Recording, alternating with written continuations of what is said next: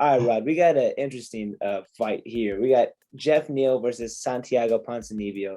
I have to talk about what Geoff Neal did while we were eating turkey, having stuffing, and mashed potatoes. So he was arrested for DUI, and they also found a gun in his car. The gun was legally um, in his name. So the gun itself didn't have issues. It's just the fact that he had the gun with him while he was committing another time. What a knucklehead, man. What's this guy doing? Like, what he's got to fight, what at the time it was like 18 days. What are you doing? Like, what are you doing right now? On Thanksgiving? This dude's getting way too turned. That man got back to back to back L's. I mean,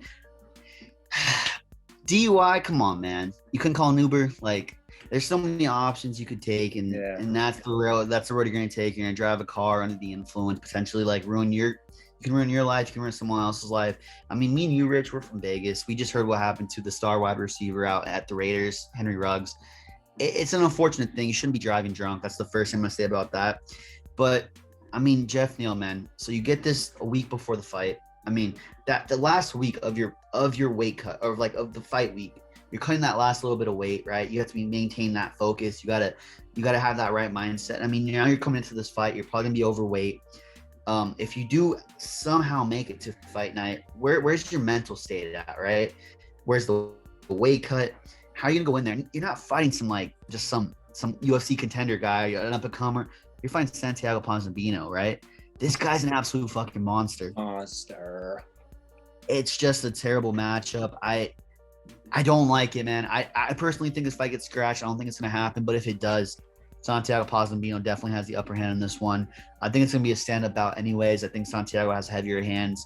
I mean, we've seen Santiago take an L in his last fight against Li Jingling, but don't let that fool you. This man is an absolute monster. That was just a little blemish on his record there, but Santiago is one of those guys that I personally have as an up-and-comer. I think he's going to go pretty far in the UFC, and I think with everything that's developing in this case, I think if this fight does happen, Geoff Neal is in a world of trouble. I think Santiago Ponzinibbio is going to finish him in the first 2 rounds. Flipped for me. So before I knew any of this happened, I still had Ponzinibbio. He's just fast. He's a lot more technical in the stand-ups. Got a good use of kicks.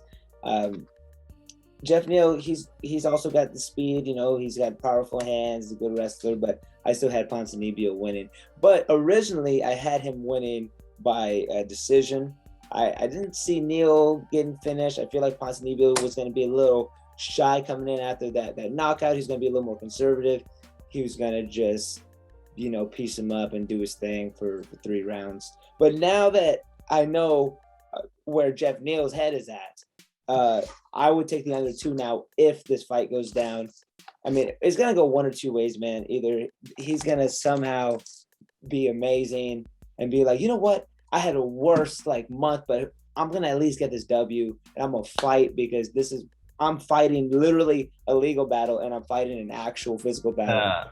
I should maybe fire him up. I doubt it. I think it's just going to break him. He's going to break him. And if he does go in there, oh, bro, it's going to be tough for him. It's, you can't be making dumb decisions like that, especially when you're in a high level sport. You've proven to people that you're disciplined, you're responsible, then you go do something like this. It doesn't make sense.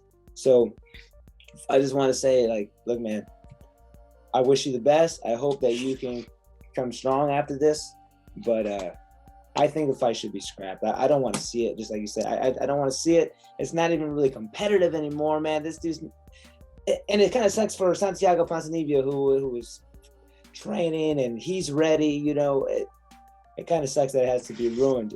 If the fight happens or not, for me, it is ruined. Yeah, I agree, man. I think you really just touched every base that you could on that. I mean, it's one of those things that, through years of martial arts, the one thing it teaches you is self-discipline. You learn it for good reasons because it changes you as a person. And it's just one dumb mistake like this that could, cause a tragic event. And, all prayers out to Geoff Neal. Hopefully he gets through this. Hopefully this is just a speed bump in his career and he can take a lesson from this moment. But I agree, man. If this fight is scrapped, I think that'd be the best thing. I think Santiago should definitely be compensated somehow, though. I mean, You train all this time. You know, you're probably close to weight at this point. You're still ready to fight. If Geoff can't make it, I don't know if the UFC has a last minute opponent to put in there, but you think Magny? Huh? You think Magny? Ooh, that's an interesting one. I didn't think about that. But Neil Magny would be an interesting fight for Santiago Ponzinibbio as well. But I mean, I don't know. I don't know how I feel about this, man. 'Cause it's tough. It's tough taking on a new fight. You know, when you're in a fight camp for a specific guy. Neil Magny and Geoff Neal are completely polar opposite fighters. So it's you trained your whole training camp for one guy, and then you got another guy. It's tough either way, man. I'm gonna focus mostly on this one. Just that I hope Geoff Neal learns a lesson from this. I hope everything's okay, and then yes, if fight does happen, I do see the under for Santiago. But in my personal opinion, I don't think it happens either, man. I think if he makes it, he's not going to show up the best possible shape or best possible mental state that he could. And I think Santiago ultimately does take it.